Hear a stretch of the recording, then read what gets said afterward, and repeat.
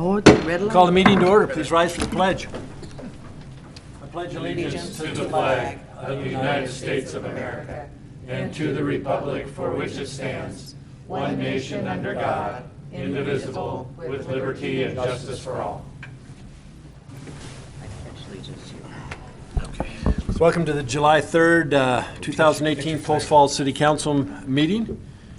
Shannon, please note that all council members are present with the exception of Councilor Malloy, who is excused tonight. We do have a few announcements.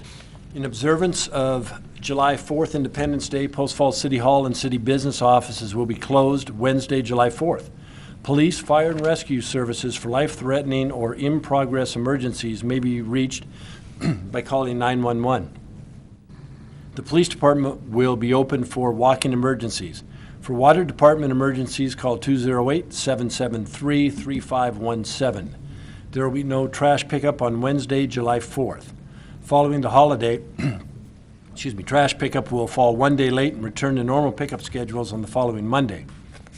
Post Falls Festival is next weekend, July 13th through 15th.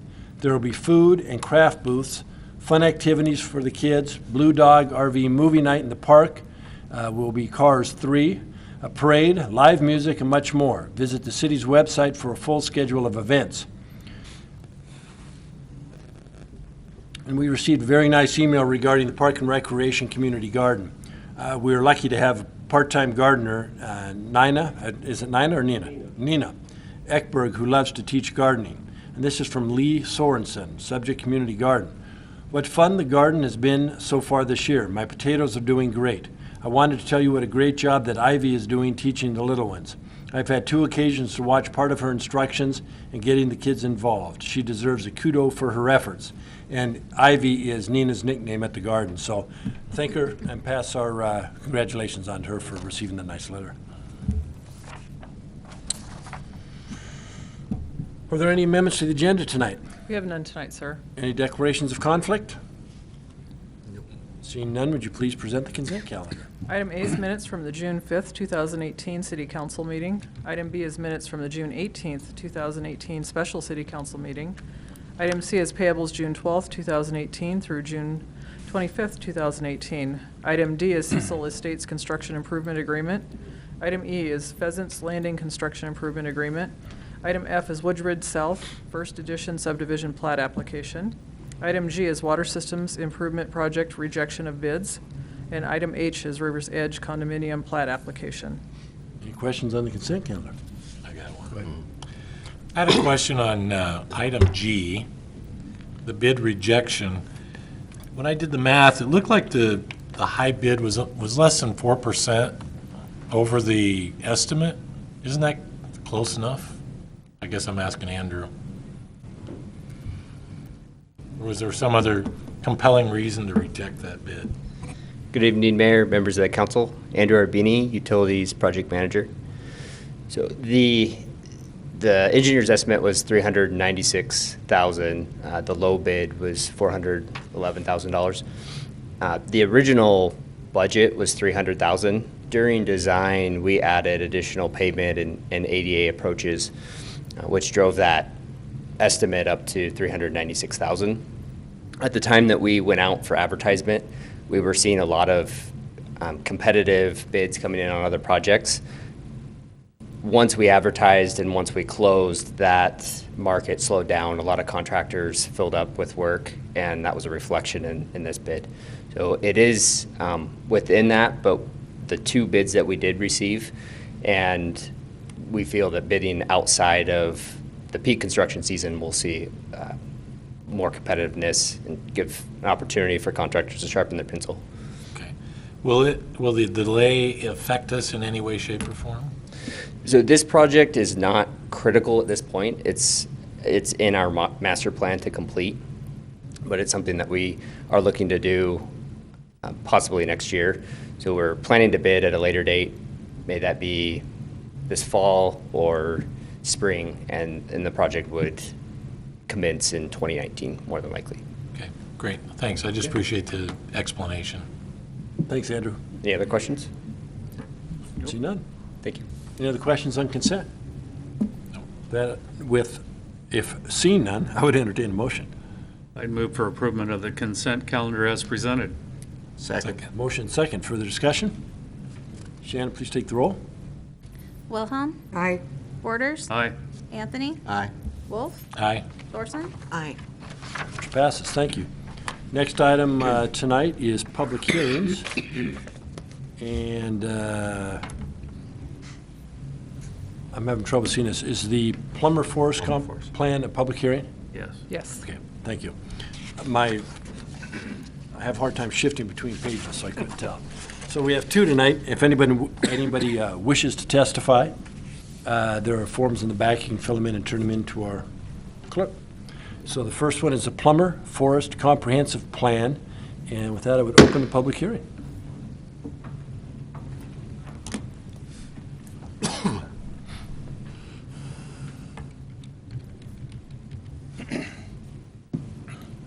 Good evening, Mayor Jacobson, Council President Wilhelm, and members of City Council. John Manley, Planning Manager here at the City of Post Falls, introducing the Plummer Forest Comprehensive Plan Amendment, case file CPA 2018. The owner of this land is Plummer Forest Products, Inc. The applicant's representative and company is Wickman Planning. The requested action is to review and approve the proposed comprehensive plan amendment within the future land use map within the comprehensive plan. So the request is for a change in designation from industrial to residential on a portion of the property in which they own. What you see here in the hatched polygon box or rectangle type shape is the proposed portion of their land that you see here, which they own most of which is identified as purple. This is their side. They own the majority of that. And the proposal is approximately about 18.5 acres. You can see here that just to the north, you have a commercial designation on the comp plan, and you have other residential uses just to the south of that commercial area. If you look further to the west and to the east, Southeast Way does offer a break. It does tend to transition from commercial type or industrial type designations along Southeast Way to your residential uses as you migrate further to the south to the river. Currently, the site is vacant with some trees on it. The water and sewer would be provided by the City of Post Falls. So going into the policies that would help steer the decision on this, whether it be appropriate or not, is the first criteria is appropriate densities and land uses should be provided within a walking distance from planned transportation nodes. So this would be part of the residential policies within the comp plan.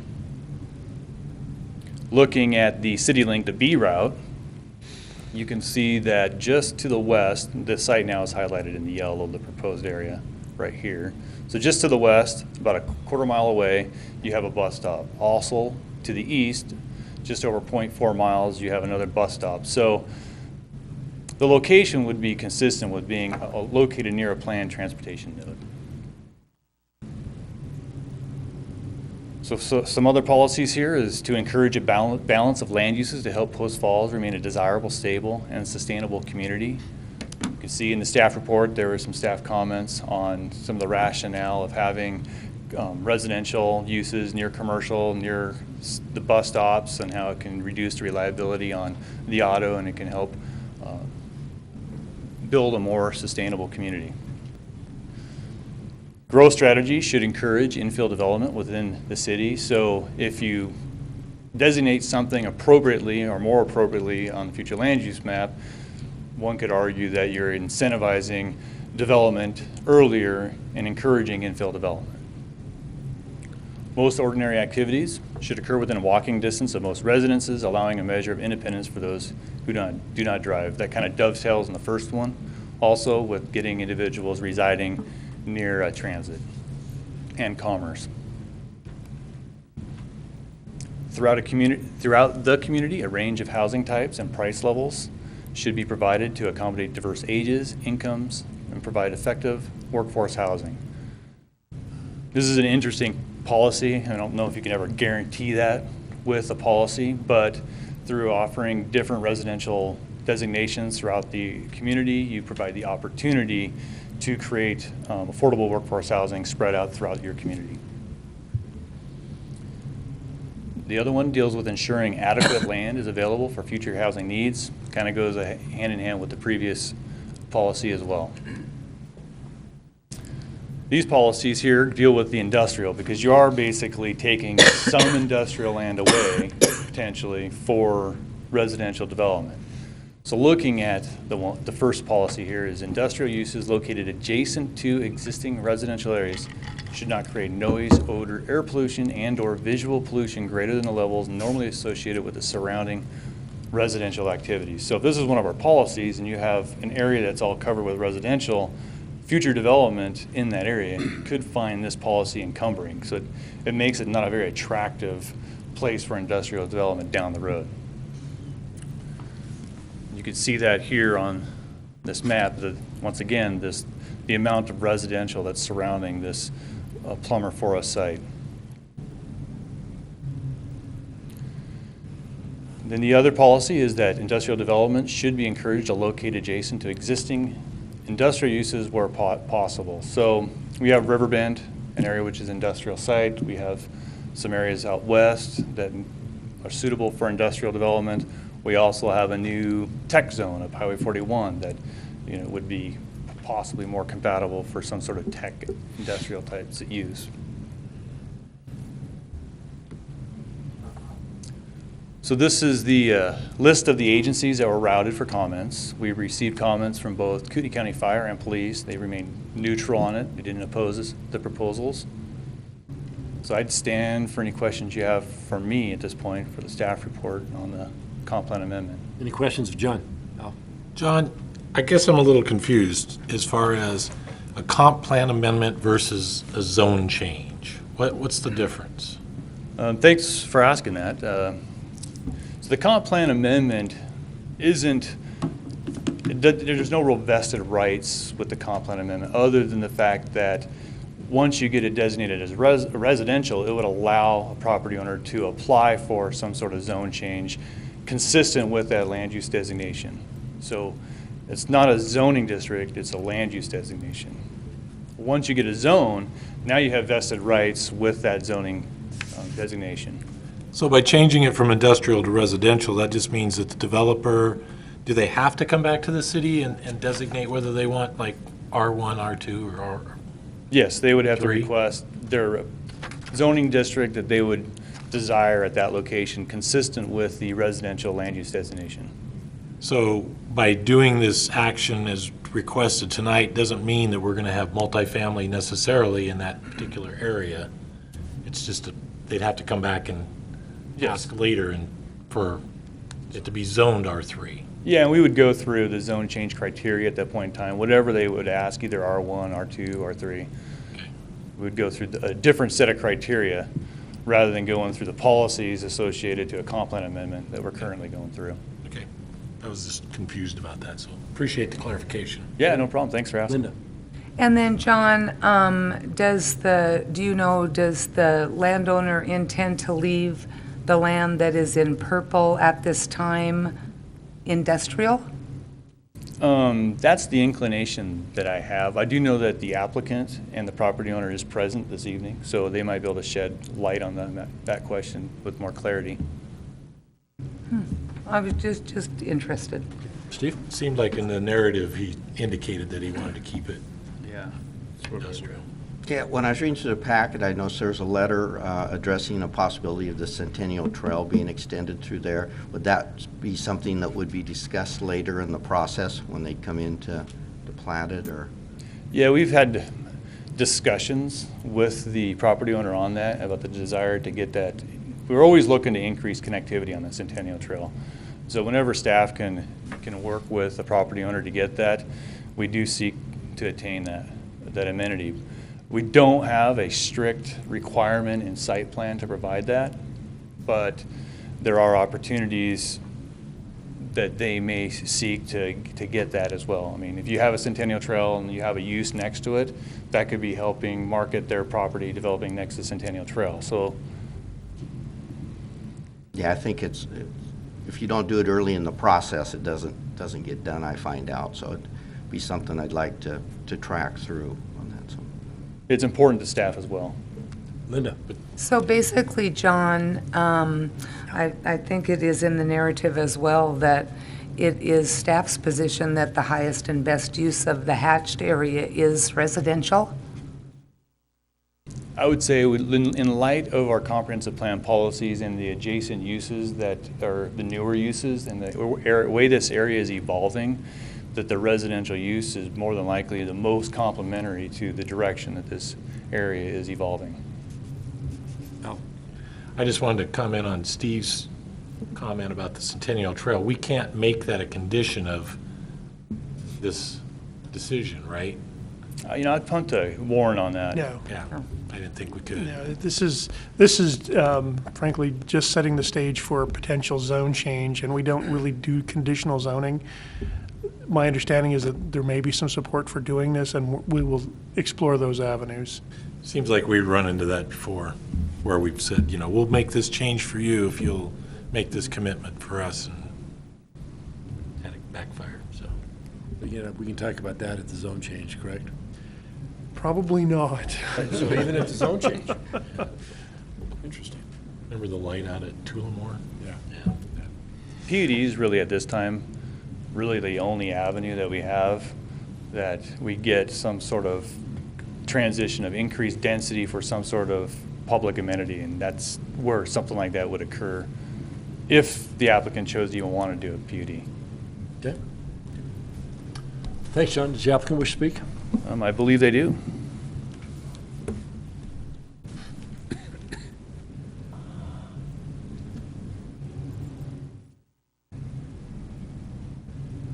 Name for the record, please. Once again, the clicker to the right is the next. Hello, thank you, Mayor, Council. I'm Mary Shaw. I'm here on behalf of Rand Wickman Planning, and we are representing the applicant, Plummer Forest Products. 4 minutes. The property in question is a portion of a larger parcel and consists of approximately 18.5 acres. This property was acquired in 2010 by Plummer Forest Products as an option for future expansion. Since then, the existing mill has been quite successfully producing particle board in a formaldehyde-free process, and there's no intent or need for expansion at this time. For your consideration, Council's consideration this evening, the applicant is requesting an amendment to the city's future land use map and comprehensive plan for the subject property to be designated as residential. The city's Planning Commission recommended approval of the applicant's request earlier this year in May. By way of example, I'd like to point out that there is an appropriate area for industrial development located, existing on the periphery of the municipal boundaries of Post Falls. These are some site photos taken from Potlatch Road, various aspects. These are site photos taken on Spencer Street. And these are some photos again on Spencer Street, including an angled photo that views the adjacent multifamily to the southeast across the intersection of Spencer and 3rd. The agenda memo, staff comments are in support of the applicant's request. The proposed residential designation will meet the Post Falls future goals for growth and development. The residential designation meets the overall and residential comprehensive plan policies, and I would like to highlight this statement from the comp plan. Most ordinary activities should occur within walking distance of residences and encourage a balance of land uses to help Post Falls remain desirable, stable, and sustainable. This is a fun photo that I added into the presentation. It's a photo from 1998 Google Earth, and as you can see, not much has changed in this area since that time. That concludes my portion of the presentation. The property owner applicant is here as well, and I would invite Mr. Brinkmeyer up to make any comments or answer any questions. I also stand for questions. Any questions, Ms. Shaw? Seeing none? Thank you very much.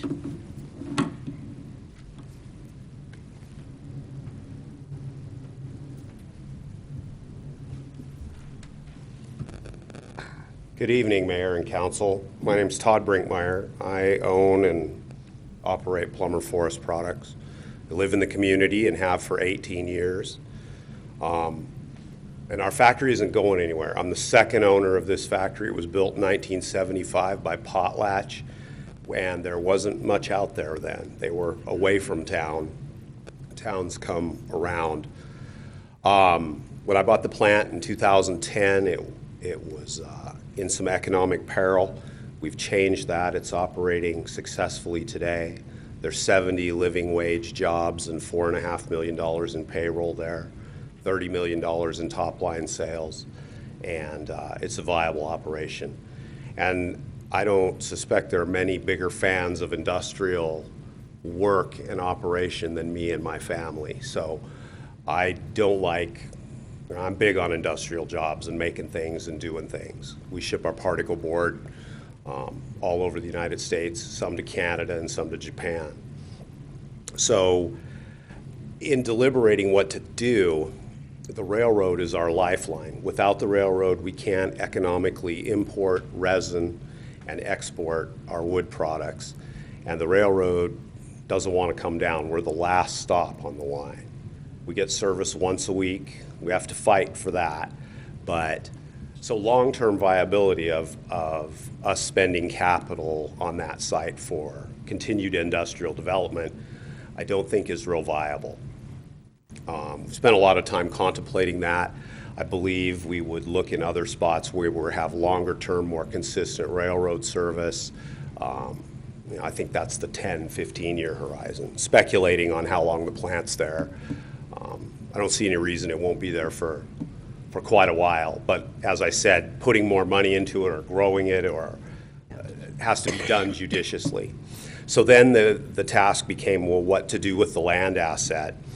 It's right across directly to the south is a trailer park.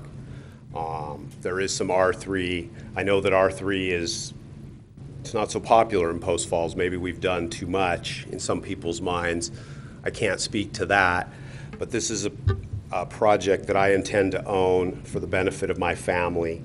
I believe that quality over quantity is important, and I don't want my name attached to anything that isn't as good as it can be. It has to be viable, but just stuffing something in there isn't a priority for me. This is the toughest labor market I've seen in 30 years. Hiring people, retaining people is more challenging than ever in my career. So having apartments there that we own isn't going to be the thing that changes everything, but extra inducements. We've found that changing our schedules to 4 days on, 4 days off, things like that help us keep and retain our employees. Housing for people to work, they're coming to our community. It's just a fact. And we need them in the community. We need living wage jobs in the community, and I think this is a bit of an anchor that way. Not a huge inducement, but a bit of an anchor. That was it. Any questions for me? Any questions, Mr. Brinkmeyer? Oh, I left one thing out. The Centennial Trail. I've talked to city. My goal would be to do the right thing for the community.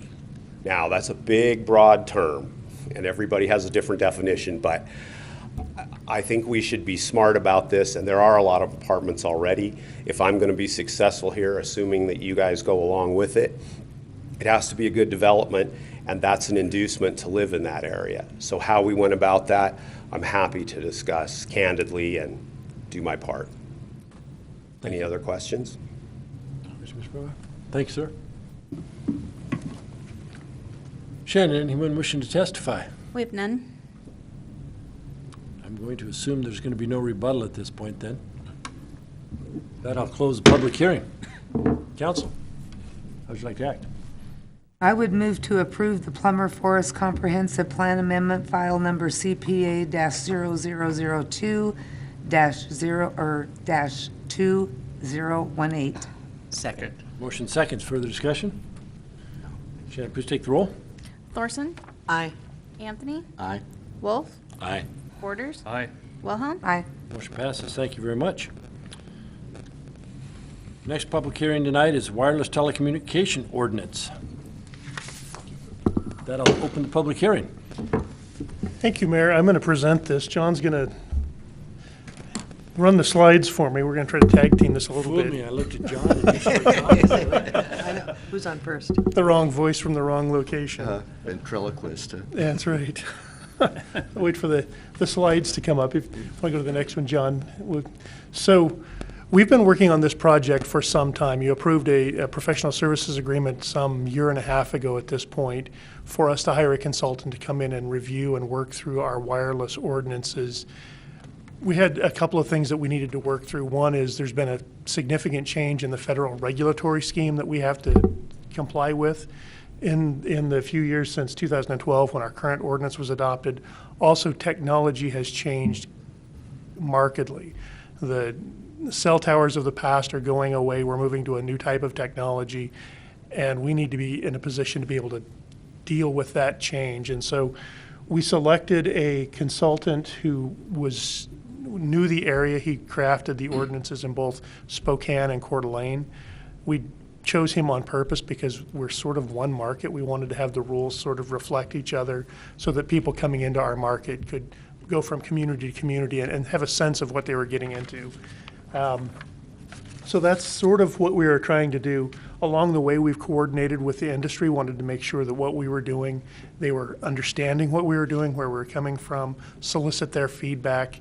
And I've handed out to you, and I believe you also got an email from the Wireless Policy Group from Meredith Pabst, who represented in this context Verizon. They are generally supportive of the path that we've gone down. They did have some comments on maybe not passing through the full fees that we might otherwise charge, and we can talk about that in a minute. So that's kind of where we're headed with this. Go ahead and go to the next slide, John. So I'm sure you've read through this. It is a dense document. It is a long document. Your eyes probably might, like mine, sort of roll back in your head when you start reading through this. I am by no means an expert. I will hope to try to answer your questions tonight as best I can. Our consultant is based in Denver. Rather than flying him up here for the hearing, we thought we would go through tonight and see what types of questions we had, and if warranted, we'd bring him up and schedule a second hearing to address, the meat of the ordinance if you have questions that you want to dig into. So, can you back just one slide for thank you. So I'm going to try to attack this thematically a little bit. We've created regulations for small cell. That's the new technology that's coming up. We've also crafted regulations for new towers, for people who are just looking to swap out equipment on their existing towers or looking to co-locate on existing towers. The rules are different for each of those types of environments. Regarding small cells, we're permitting them in all zoning districts. We're going to process those largely under one mass permit rather than someone coming in and pulling a permit for each individual placement. They would come in and essentially get the right to put them in various locations. And that's with some exceptions. But generically, you would come in, you would say, we need to put small cells in your rights-of-way. They're typically in rights-of-way. And we need 40 of them. Here's where we want to put them. We would have, it's almost akin to a franchise agreement. We would have an agreement with them whereby they would locate that infrastructure. Lots of folks don't really understand, and I'll be honest with you, starting this process, I couldn't have told you what a small cell was. Here's a sort of a graphical depiction so you have an idea of kind of what we're talking about. Towers currently, and the ones we've seen in the past, are typically fairly prominent. They're very large. Nowadays, the new technology, they're relatively small. They can be incorporated into existing infrastructure. If you've driven up Ramsey Road in Coeur d'Alene, you've seen probably two smaller scale towers that look like pines. Those are relatively small. I don't know that you would call those small cells, but it shows you the changing in technology, that the height of those things are significantly smaller than they would have been even a couple of years ago. Yeah, go to the next slide. Here's some examples of some small cells integrated into either, standard street lights or into just, a standalone pole. They're relatively unobtrusive. They're typically, like I said, in rights of way, and there's going to be a need as we roll out 5G and looking at lots of wireless technology, where there's going to be a lot of these, and the rollout's happening now. So that's sort of what they look like. For standard issue, cell towers that you think of as cell towers, we're going to require a special use permit for each of those applications. You're going to have to, there's some aesthetic considerations that have to be complied with, safety considerations. We've created a location hierarchy, sort of preferred locations working down to least preferred locations, trying to make sure that we have these things coming into areas where we think makes the most sense. We're also requiring co-location, that if you're putting up a new tower, that you're going to put up space on that tower to make room for additional antenna arrays, so we can minimize the number of towers to the extent that we can. So speaking to co-locations, again, new towers, they're going to have to demonstrate that they need a tower, that there's not space on an existing tower. And if they're building a new tower, they're going to have to add in that space to allow future co-locates. Moving on. So our preferred tower locations, we start with city-owned infrastructure, so like our water tanks. If there's room there, we want you to come, onto those pre-existing towers. Moving from there, industrial, commercial, into our rights-of-way, and then from rights-of-way into residential. And then finally, the last is our downtown core. We want, as we try to develop this downtown, we don't want to see a lot of, cell towers. So that's sort of the hierarchy we've created. Generically, you have to, when you come in with an application, you're going to have to provide us an inventory and show us that there's not another site that either will work for you as a co-locate, or that if you're asking for a commercial site, that you're going to have to show us that an industrial site or a city-owned facility, something that's higher up that hierarchy, won't work for you before that we would look at allowing you into a commercial or a residential site. We want them to be blended in and to use stealth technology to the extent that they can. We're requiring stealth technology. Only lighting that's necessary to apply or comply with FAA regulations. That's the only lighting we want to see on these things. And then also going to obviously comply with building codes and other state and federal requirements. We're requiring that if you're mounting on top of a structure, that you're going to set back that, the antenna array from the edge so it's not visible from the street. And also requiring landscaping and fencing around the base to try to make these things blend into our community as best that they can. As you move into residential areas, the height that we're going to allow is going to come down. Again, we're trying to protect the integrity of our neighborhoods and make sure that we're getting these things in the locations where it makes the most sense for our community. And finally, we have some regulations dealing with if you're going to abandon a tower, you're going to take it down. We don't want to get stuck with a derelict tower sitting around long term. We have some processing standards that we have to deal with. There, as I mentioned, there's some really onerous federal regulations to comply with, and oftentimes in zoning actions, if you don't take action within the allowed time frame, it's considered that you've denied that application. Under federal rules, it's just the opposite. When you're processing cell tower applications, if you don't act within the allowed time under the federal regulations, it's deemed granted. So we have some fairly strict timelines that we have to comply with and information that we have to get and analyze in short order to make sure that we're complying with the federal regulations and we don't end up with something by accident that we don't want. So we have individual processes for what's called an eligible facility under federal law. That's essentially changes to an existing tower. And those are processed separately and differently than, say, a request for a co-locate or for a new tower. So those processes are different. The applications will look different. Our intention is to retain our consultant to help us process these because it is a very technical area. And we would then, and our intention would be to essentially pass that fee on to the applicant to help pay for the technical and legal review of these permits as they come in. So that's the scheme in general. happy to answer any questions that you might have. Warren, you made a comment about the costs and Verizon Wireless talking about the fees. Any comments on that? You know, I actually have some sympathy for where they're coming from. I believe their comment was they would like to see it limited to $5,000, and they think that that's probably a good number based on their experience. I think that may be true. The interesting thing is we don't have a track record yet. We don't know what that cost is going to be until we've done a few of these. I think as we develop a track record, we process a couple of applications, we'll have a pretty good sense of what that cost looks like. So it's not set in stone and it Yeah, could be and flexible? I would think that we would come back once we have a little bit of a track record. If it's 3,500 or if it's 7,500, we start to figure out pretty quickly what the costs are actually going to be from the consultant for us to process these things, and then we can set sort of a cap at that point. Thank you. Questions? Cecil? Questions. So the fee would be just for the consultant or cover the cost of the application? Would there also be a rental fee if they're putting this on city property? Certainly, There'd be if an additional fee on? it's going to be on top of our infrastructure that we own, just like any landlord, we currently lease out space to other cell providers, there would be lease fees. So would those be set or be negotiable or? Be negotiable. Okay. Linda? Warren, do you think, when we saw the photos, it looked like the ones that were on the top of the streetlights may have been the most aesthetically pleasing for the small towers, since we have to have the streetlights anyway? And if we're going to charge the people for having the towers there and we can hook them to the streetlights, possibly we could, I mean, what are we going to do with the money that we charge them? I mean, could we put it towards the streetlight fees that we charge the citizens? So the processing money is just for the cost of processing the application. Lease fees, I don't know that you're going to be charging lease fees in the rights of way.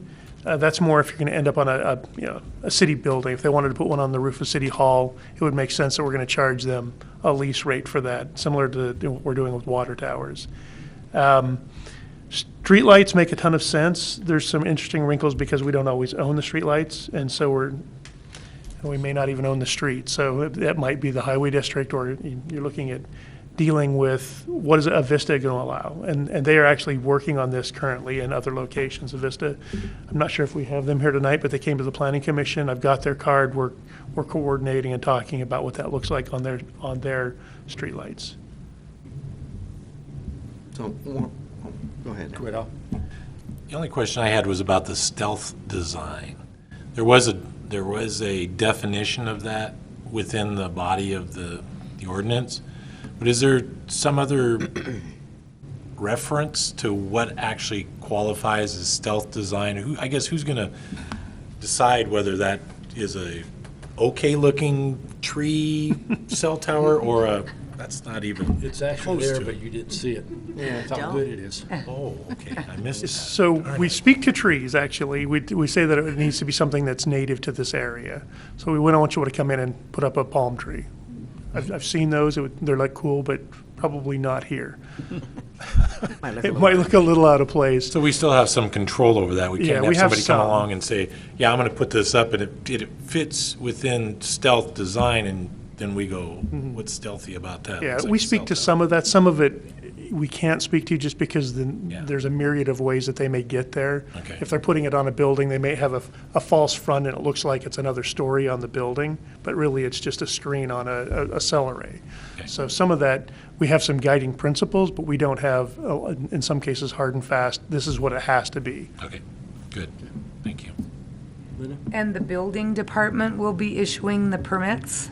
So the planning department would issue, if they're having to pull a special use permit, that'll go through the normal planning processes for a special use permit. It would be reviewed for compliance with the building permit as well as our zoning code. The cell tower permit would likely come through the planning department. If it's for small cells, again, that's probably going to be just a universal right of access into our rights of way. We would negotiate that agreement, and that would be the sort of the end of that.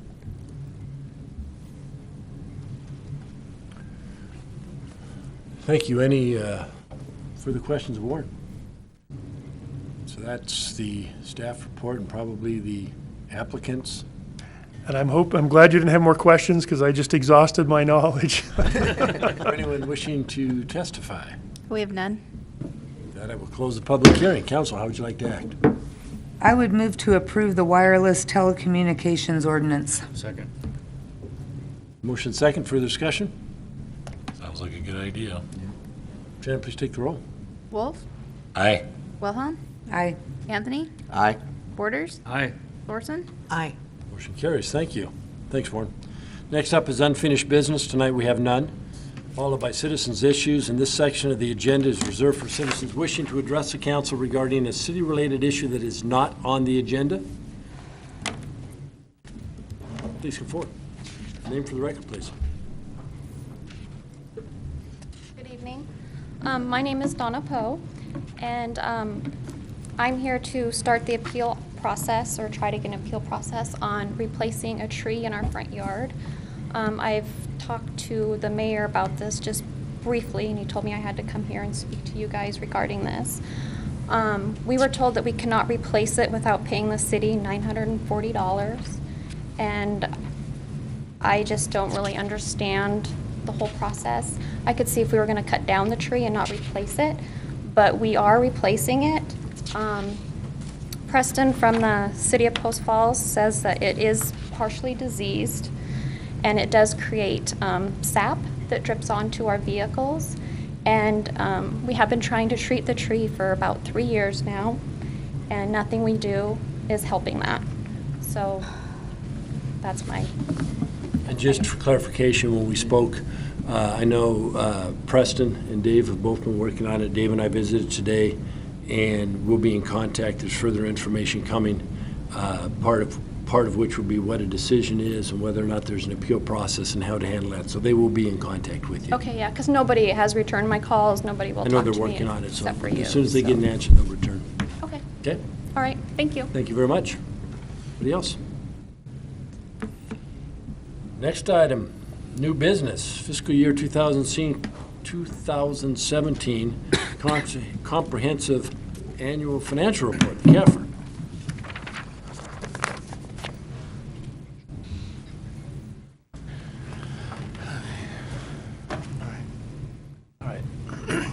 Good evening, Mayor and Council. The last few years, I've went over the comprehensive annual financial report and presented highlights of the actual financial statements themselves. They're available on the website, and I hope everybody will come and take a look at them, because there's a lot of man hours that are put into the 141 pages that belong to that report. And it's a collaborative approach. Finance gears it up with the auditors and compiles it, but it's a collaborative approach with Parks and Recreation, the police department. They have input on that document itself. What I wanted to do is go over the audit itself. This was the first year that, since I've been here, that I had the opportunity to go out and look for a new auditor. The last several years, I didn't feel that the level of service was there. I felt like they were a little overwhelmed to get back to Post Falls to finalize the audit.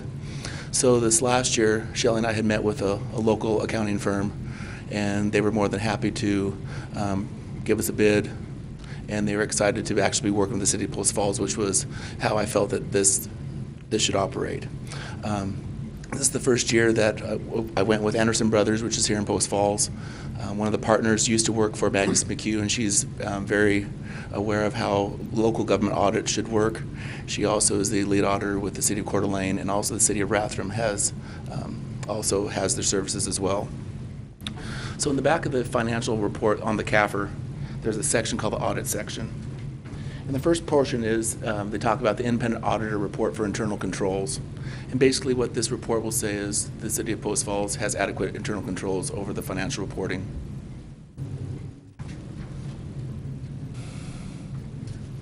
The next portion is where this compliance over major programs. And what they're looking for is, as the city receives federal money, and basically is the funds being used appropriately, and also is their match. How does the city handle the receiving of the funds, and how do we report the money into our general ledger? So they track the money all the way through from the beginning to the end, how it's spent.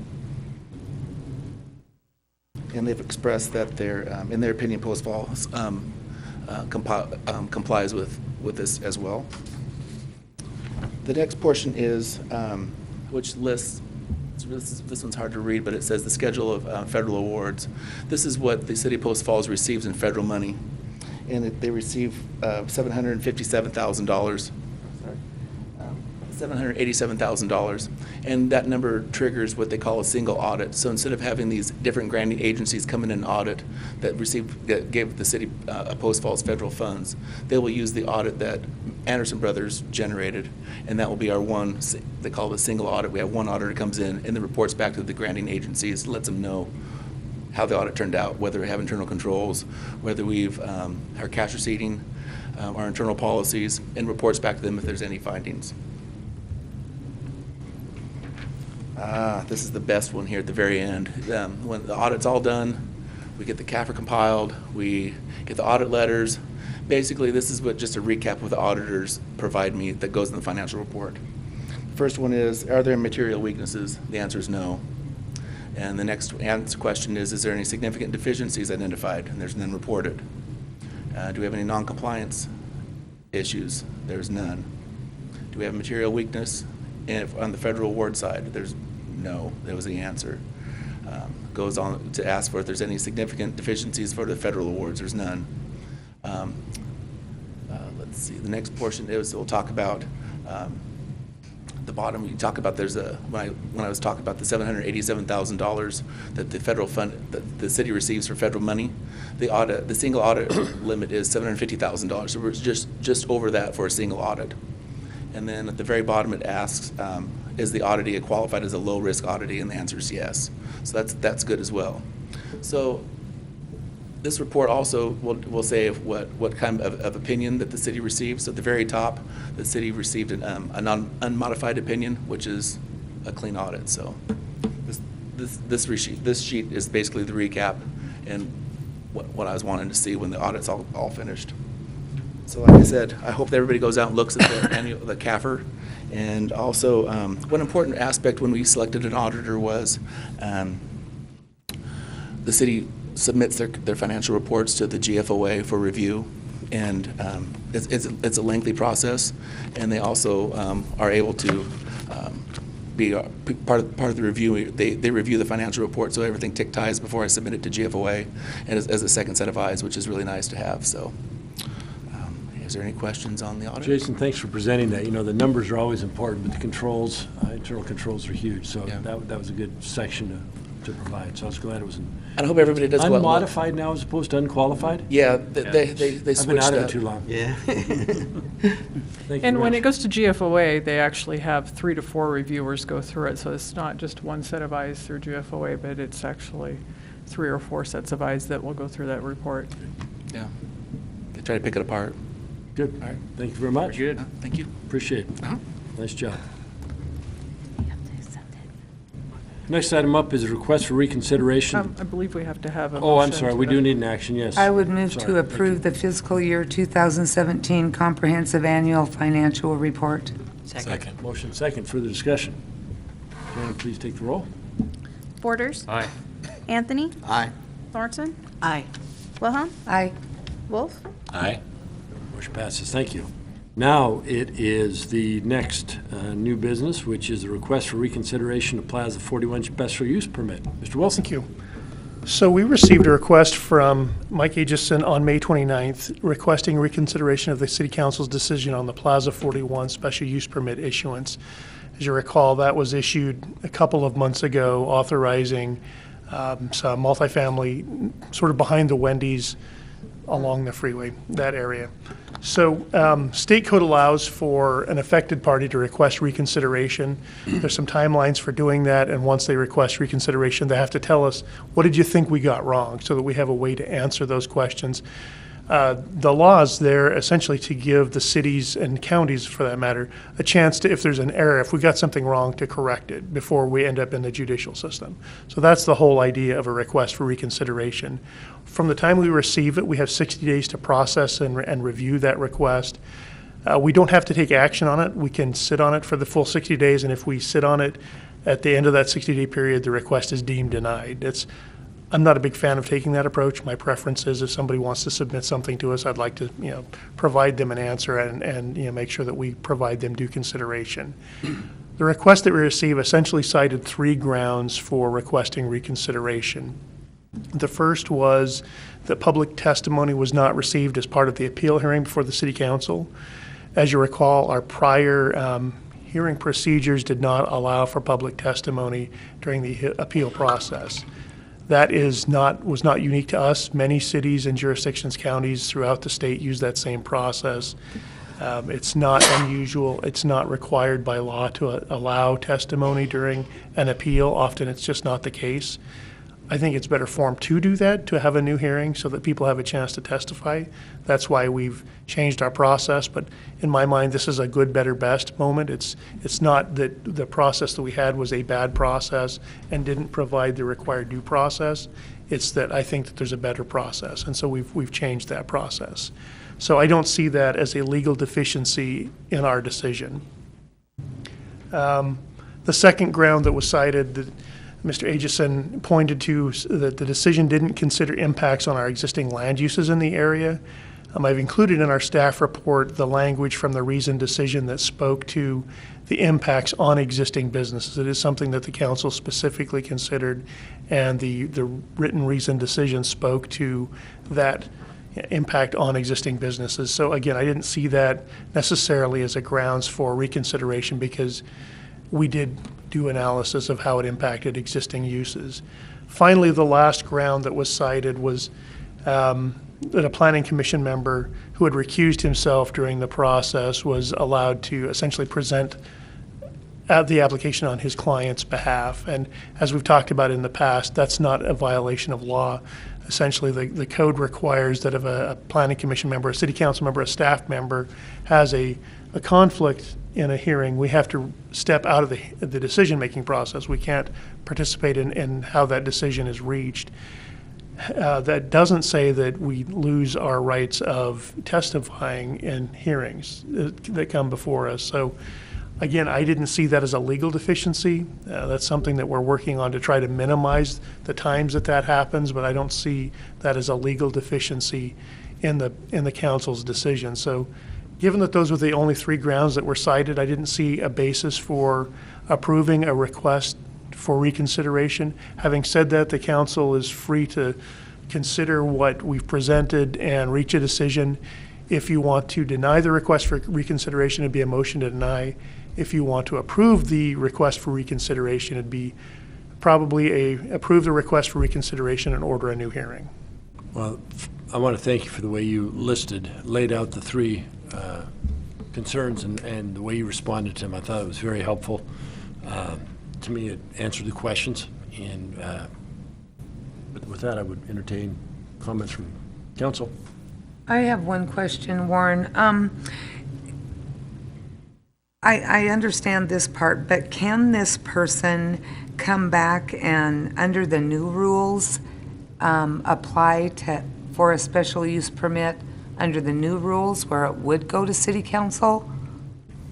So if there was a new application, the rules would change. So this was one of the last items under our prior processes. So as long as this application is around, it would be handled under the old rules. Okay, so with that, I would move to deny the request for reconsideration. Go ahead. You want to talk, Al? Go ahead, I'll do it in a minute. I'll do it in a minute. Go ahead and make the motion. We'll take a second then. I would move to deny the request for reconsideration Plaza 41 special use permit. Second. Motion second. Discussion. Al? So the only question I have, Warren, is under that number 2 where it says the decision did not consider impacts on existing land uses. Did Mr. Ageson indicate any impacts? So this has been some months ago since the hearing. So my recollection of his testimony was that he testified regarding the impacts of his business on the residences, Right. rather than the impact of the residences on his business. Right. The rest of the testimony regarding impacts on surrounding uses, most of it was dealing with traffic. Right. And the evidence that the council relied on, that the planning commission relied on, essentially was information from traffic engineers that said with a multifamily use, you're actually getting less traffic than you are if it's a commercial or industrial use. And then the additional testimony was that the residential use would support the surrounding commercial uses, that there was actually, that would provide a customer base for those commercial uses. So it spoke to the impact on the commercial uses, and there wasn't much testimony about impact from the new residential use negatively impacting the industrial use. Okay. That's the way I fully understood it, and that's the way I understood it when it came to us originally. I just thought, well, maybe there's something I'm missing here, because it seems like it's kind of in reverse. That his business may impact the housing, but the way it's written is the only way he's got an opportunity to complain, I guess, is if the housing is going to have an impact on him somehow. So I think in reading through it, I think he mentioned somewhere that he thought it might impact his future expansion, would impact the housing on that, that if he was going to expand, it would be moved closer to the housing that would be on those lots. But it really, you're right, it's more his impact on them. yeah, okay. I just wanted to make sure I wasn't missing anything here. But Thank you. Further comments or discussion? Been a motion second. Shannon, please take the roll. Anthony? Aye. Thorson? Aye. Wilhelm? Aye. Borders? Aye. Wolf? Aye. Thank you. Motion for denial passes. Thank you, Linda. Didn't mean to interrupt you in the middle of your motion. She was on a roll, too. Next item up is ordinances and resolutions. Tonight, we do have one ordinance on the Beck Road right-of-way vacation. Move to place the ordinance Beck Road right-of-way vacation file number VACA-001-2018 on its first and only reading by title only while under suspension of the rules. Motion second for the discussion. Shannon, please take the roll. Wolf? Aye. Wilhelm? Aye. Thorson? Aye. Borders? Aye. Anthony? Aye. Motion passes. Mr. Wilson. An ordinance of the City of Post Falls, a municipal corporation of the state of Idaho, providing for the vacation of rights-of-way in a portion of Sections 6 and 7, Township 50 North, Range 5 West, and Sections 1 and 12, Township 50 North, Range 6 West, Boise Meridian is described herein, providing for disposition of the vacated rights-of-way, providing repeal of conflicting ordinances, providing severability, providing an effective date, and providing for other matters properly relating hereto. Move to approve the ordinance Beck Road right-of-way vacation file number VACA-0001-2018 to direct the clerk to assign the appropriate number and that it be published by summary only. Second. Motion second for the discussion. Shannon, please take the roll. Borders? Aye. Wolf? Aye. Anthony? Aye. Wilhelm? Aye. Thorson? Aye. Motion passes. Thank you. Next up, administrative staff reports. Kiwanis Park update. Brian. Good evening, Mayor and Council. Brian Myers, Parks Manager, here tonight to give an update on where we're at with a project at Kiwanis Park, installing a fence on the northern boundary from a pedestrian facility that accesses the park from the Hunters Glen neighborhood into the park northward, and then also addressing some encroachments into a fence owned by the Kiwanis Club that we are obligated to manage as a part of our MOU with the club to operate that park. So where we're at within that process and where we've been, about a year ago we came to council with a park encroachment policy and set of procedures that parks would follow as it relates to handling encroachments generally within the park or parks. And we've had a couple of those instances that we've dealt with over the past. That policy outlined how we were to take action, what opportunities presented themselves, and moving forward in that.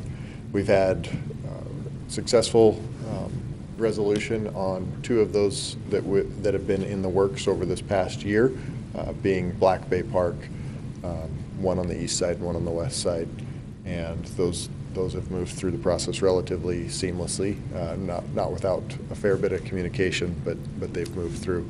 Kiwanis Park has been in the works on that as well, and has required some additional consultants to work through, and we had to contract out a survey along that property line so that we could identify where encroachments existed. That survey was recorded late last August or September. And then over the course of another couple of months, we modified the type of fencing that was to be installed along that fence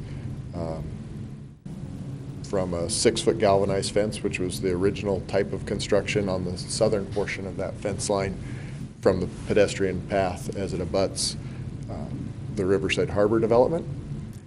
And we moved to a 4-foot vinyl coated chain link, green in color, galvanized posts to accommodate some of the wishes of those neighbors. Not all, but some, trying to meet what their needs were, to have a shorter fence, less intrusive to the eye in their backyards adjoining the park, but still meeting the management agreement we have with the Kiwanis Club.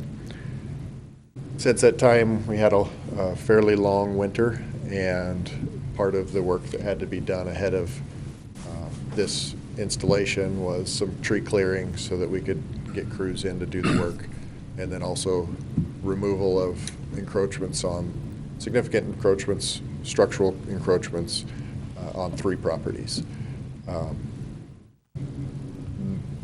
2 of those had moved their encroachments. 1 of them was remaining, so that pushed us back into a later date than we had originally planned. We had originally planned on having this work completed before the start of our summer camp programs at the beginning of June. As we arrived at that date, we sent a letter out to those neighbors informing them that we were going to proceed with the project, at what point we started having additional communications about why it had kind of dropped off of the radar. It hadn't from the staff perspective, but definitely can see where that may have been the case from our neighboring property owners. With that, we went back to the Kiwanis Club just to double check that they still had the intent for this project to proceed. And they did file a letter or send a response back that that was their intent with the property. And I think that gets us up to speed with where we're at to date, and I'd stand for any questions. Questions? I appreciate the fact that you got an update response from the Kiwanians. Yeah. The same questions that are being raised by the neighbors now were the similar, or if not the same as they were last year. I understand their concerns, but we also have an agreement with the Kiwanis Club and their validation of what they are requiring. I think we've got it in your letter, so I appreciate that. Yeah, the one other clarification that might be worthwhile that sheds light on the Riverside Harbor development, the existing fence that had been encroached with a number of fences there. We aren't installing an additional fence adjacent to the fence that the Kiwanis Club already owns. We're simply removing the gates that were installed without authorization, putting that facility back into an as-new condition as it states in our maintenance agreement with them. So they won't have 2 fences back to back. We did do a little research on the utility easement that exists, and there's not a lot of description of what that is from the Riverside Harbor development.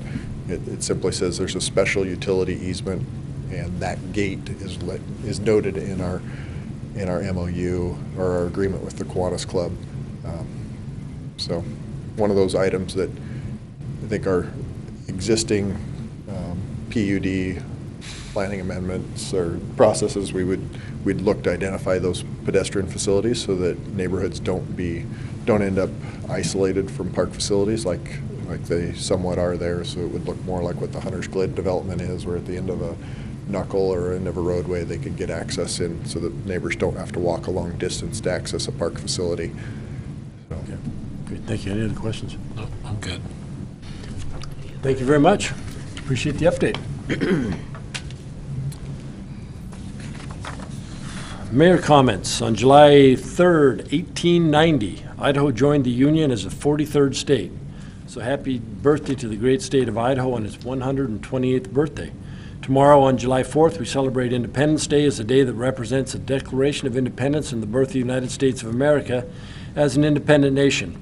It is also an opportunity to recognize those who have served and those serving our country today and thank them for their service. have a happy and safe 4th. And I know, Chief, you're going to be receiving a ton of phone calls, and I appreciate the efforts you and your department make, and there are going to be those that, even though things are illegal, are going to shoot the fireworks. I know for a fact because I tend to rake them out of my yard every year. But again, I know you guys will be receiving a tremendous number of phone calls, and we just appreciate the fact that it will be a busy day for you and your staff. So thank them for us, for the efforts that they put forth. Council comments? I'm good. Carrie? Because it is July 3rd, the eve of our 242nd birthday of America, and we are at a city council meeting, this seemed appropriate. From President Abraham Lincoln, that this nation under God shall have a new birth of freedom, and that government of the people, by the people, and for the people shall not perish from the earth. And just a good reminder all the time, but especially on the eve of our 242nd birthday, and the privilege that we all have to represent. Thank you. Anybody else? With that, we do need an executive session tonight. We do. How long? Hour. Approximately 30 minutes. Move to enter into executive session pursuant to Idaho Code 74-2061C to acquire an interest in real property which is not owned by a public agency. Further, that no action will be taken during this session, and the session will last approximately 30 minutes. Second. Motion second. Further discussion?